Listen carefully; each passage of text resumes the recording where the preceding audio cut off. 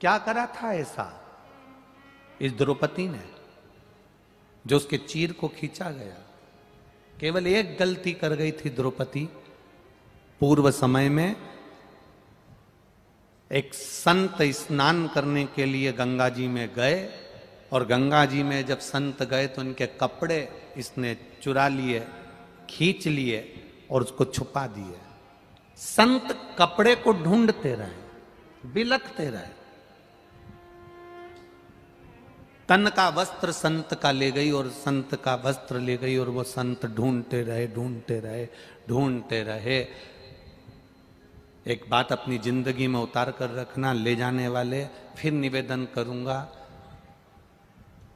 चोर गले की चेन उठाकर ले जाता है, चुरा कर ले जाता है। मोबाइल 50-50 हजार का, 1-1 लाख का, 70 हजार का, 20 हजार का, 10 हजार का चुरा कर ले जाता है। गले का मंगलसूत्र 25-50 हजार, 1 लाख का चुरा कर ले जाता है। बैग 25-50 हजार का चुरा कर ले जाता है। जितने चोर आज तक चोरी करते रहे, उन्होंने कोई प्रमोशन नहीं करा, वो चोटे की चोटी रहे। उन चोरों ने कोई प्रमोशन नहीं करा। वो पहले भी चोर थे और जम के बोलो आज भी चोर हैं। जिनके गले की चेन चली गई, मंगलसूत्र चले गया, बैग चले गया, भगवान की कृपा से उसने फिर मेहनत करी और मेहनत कर कर वो चेन, मंगलसूत्र और बैग फिर ले आया। पर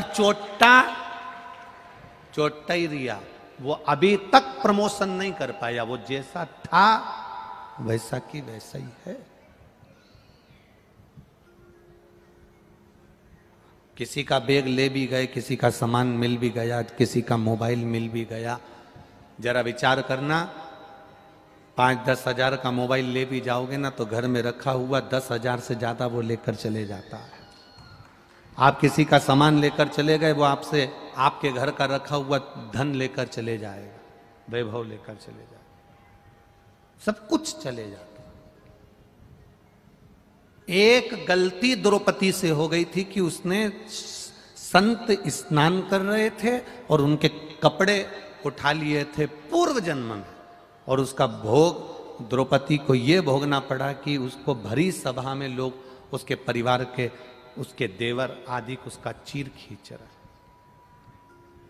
हमारे कर्म का दंड हमको भोगना पड़ता है। हम जैसा कर्म करेंगे उसके अनुसार हमको भोगना ही है। आप अच्छा कर रहे हैं, आपको अच्छा मिलेगा।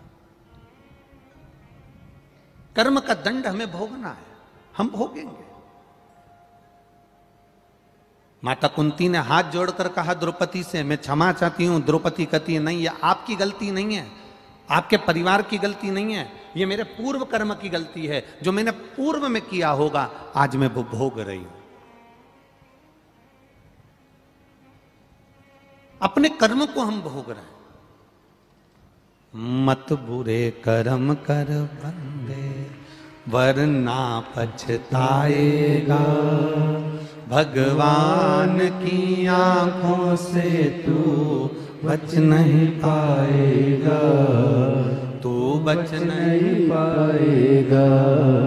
अरे ओ अज्ञानी, मत कर नादानी। अरे ओ अज्ञानी, मत कर नादानी।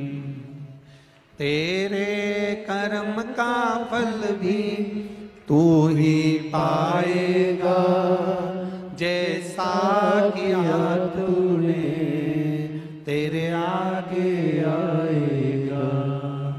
मत बुरे कर्म कर बंदे, वरना पछताएगा।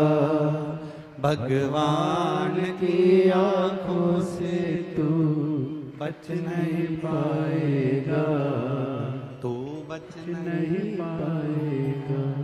आपने जैसा दिया है वैसा आपको मिलेगा।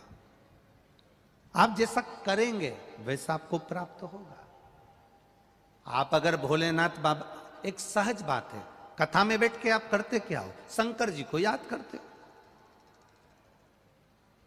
आप अगर शिव जी को याद कर रहे हो तो शंकर भगवान भी तो पार्वती के पास बैठकर आपको याद कर रहा होगा। आपने याद किया, उसने सुना, आपने हृदय से उसको पाने का प्रयास किया, वो मिला, प्राप्त तो हुआ। अविरल भक्ति को धारण करा। द्रौपदी कहती है ये मेरे कर्म का दंड है जो मुझे भोगना पड़ेगा। माता कुंती ने भगवान कृष्ण को बुलाया और माता कुंती ने भगवान कृष्ण से पूछा, मेरे बेटे वन वन जाएंगे, जंगल जंगल में जाएंगे, क्योंकि सब कुछ हार गए, अब जो चले गया वो वापिस कैसे मिलेगा?